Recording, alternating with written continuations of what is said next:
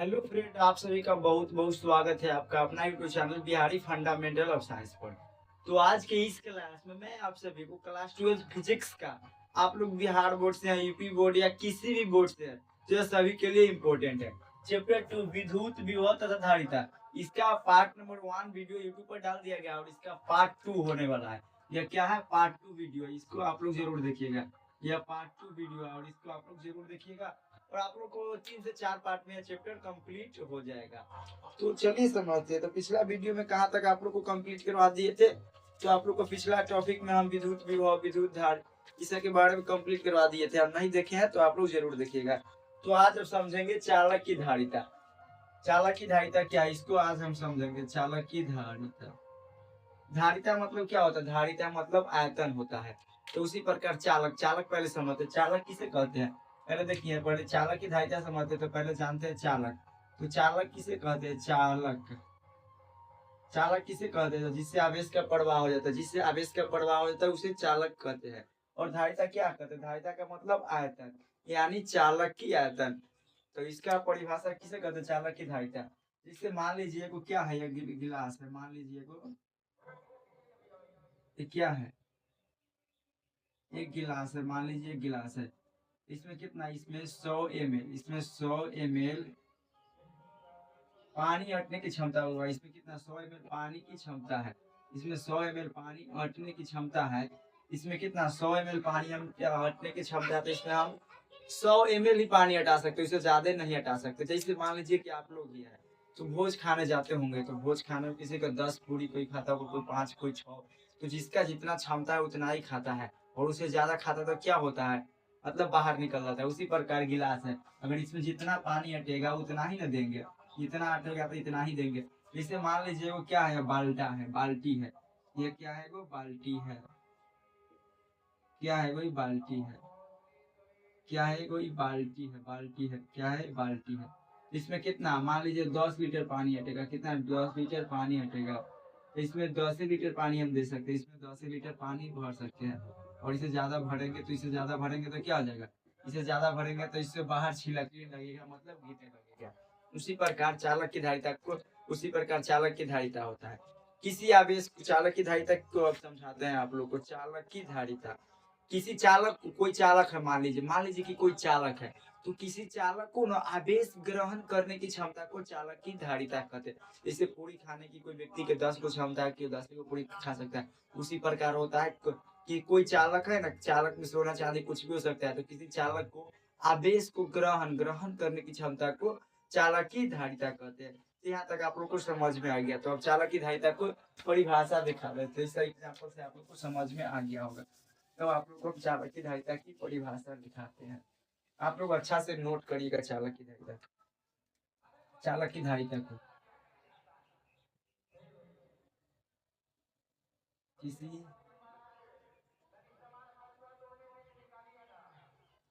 चालक को, किसी चालक को, किसी चालक को आवेश, किसी चालक को आवेश ग्रहण, आवेश ग्रहण करने की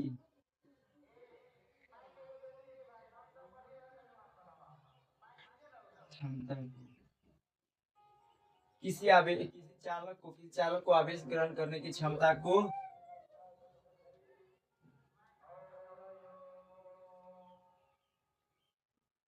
चालक की धारिता कहा जाता है। किसी चालक, कोई चालक, उसको आवेश ग्रहण करने की क्षमता को चालक की धारिता कहते हैं। इसको आप लोग लिख लीजिए, इसको आप लोग जरूर लिखिएगा। इसका हम लिखवाते हैं। मान लिया कि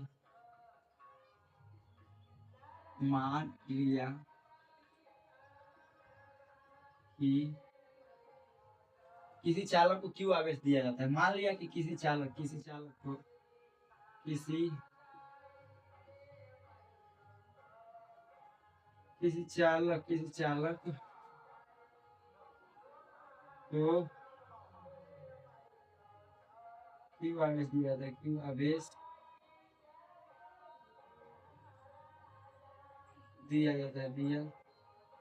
मान लिया कि किसी चालक को क्यू आवेश दिया जाता, दिया जाता है, दिया जाता है। मान लिया कि किसी चालक को ना क्यू आवेश दिया जाता है, क्या दिया जाता है? क्यू आवेश दिया जाता है, तो उसके विभव में भी वृद्धि होती है, तो उसके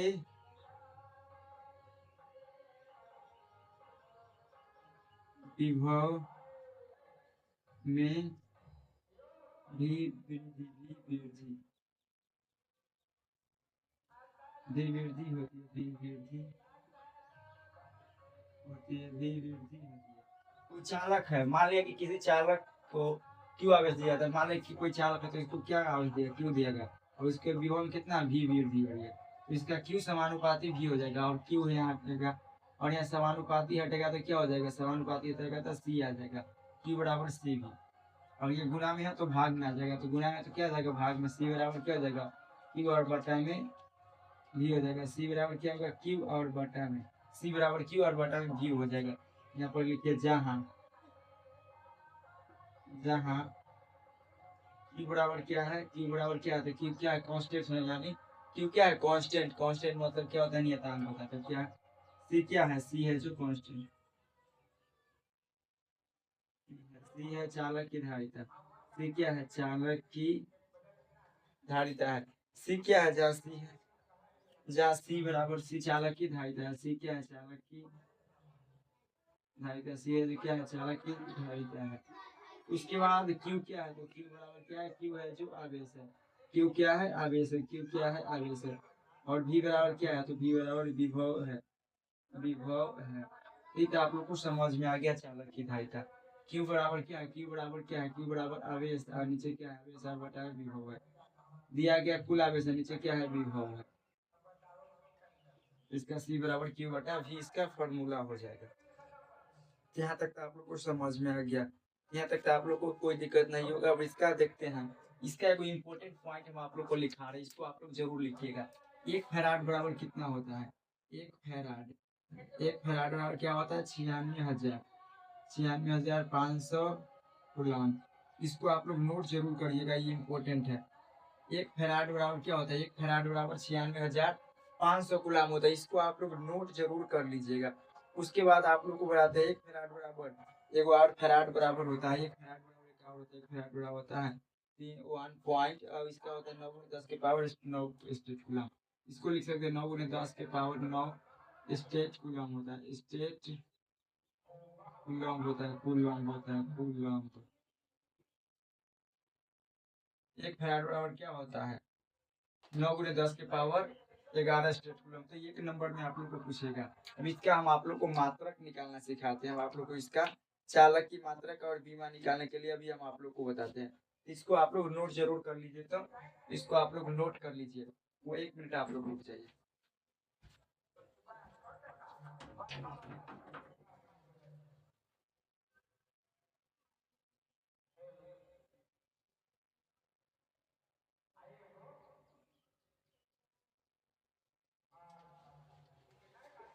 इसको आप लोग नोट कर लीजिएगा। एक फैराड, फिर से आप लोग को चालक की धारिता का परिभाषा तो बता दिया और फॉर्मूला इसका बता दिए, तो इसको आप लोग नोट जरूर करिए। अब इसका हम मात्रक बताते हैं, इसका इधर मात्रक बता देते हैं आप लोग।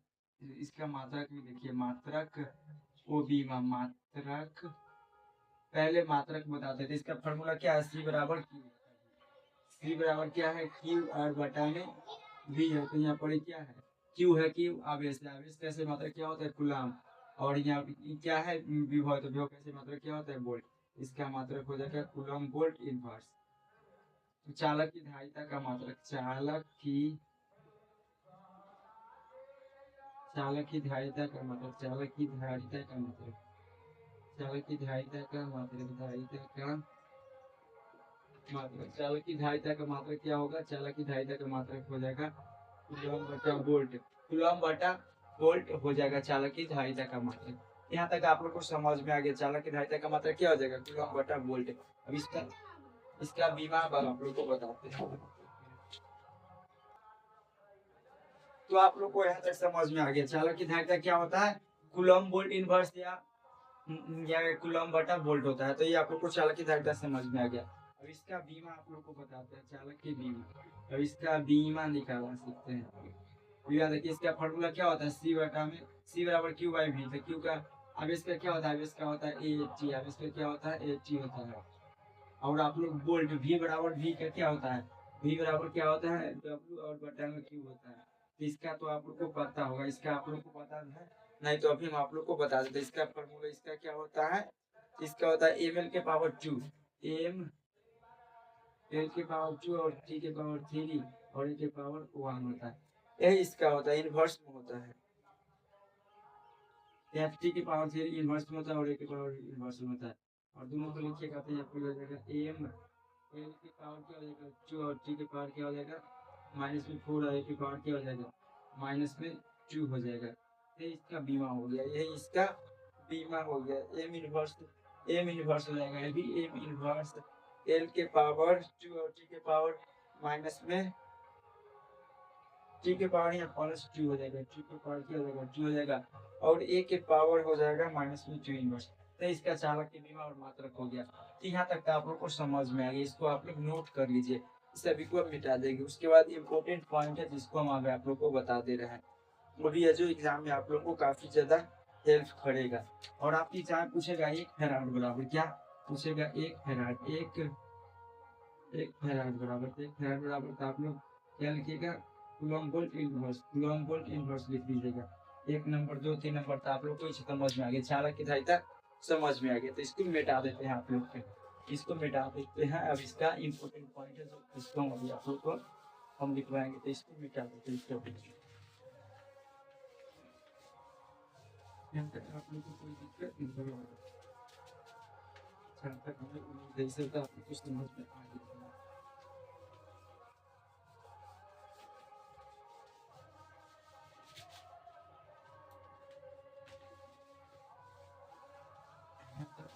समझ में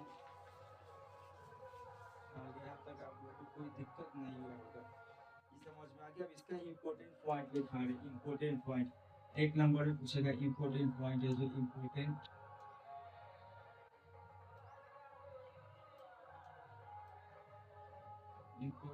पॉइंट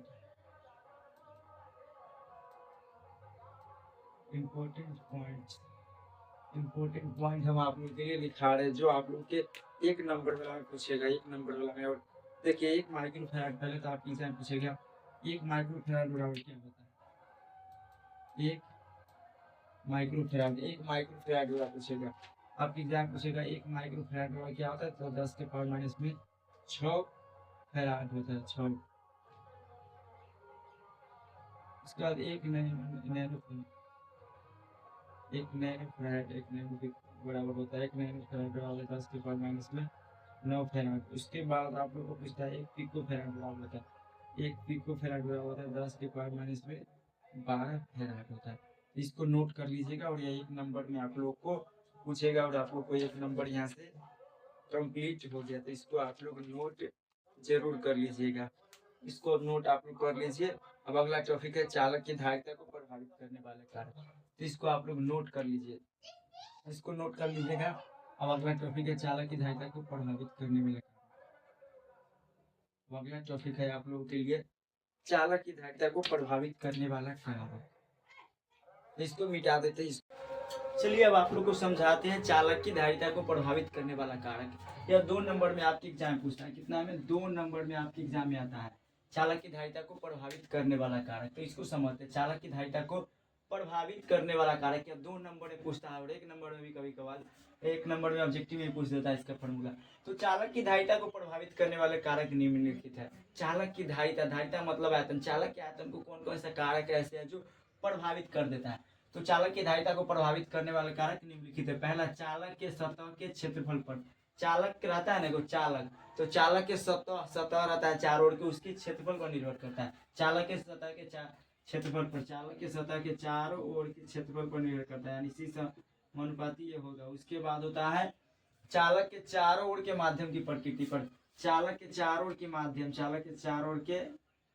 माध्यम की प्रकृति पर निर्भर करता है। उसके बाद चालक के निकट अन्य चालक की उपस्थिति पर, एक चालक है तो उसके बगल में दूसरा चालक होगा, उस पर निर्भर करता है। तो कैसा लगा यह वीडियो, आप लोग प्यारा से कमेंट कर दिए। मिलते हैं नेक्स्ट वीडियो, तब तक के लिए जय हिंद, वंदे मातरम।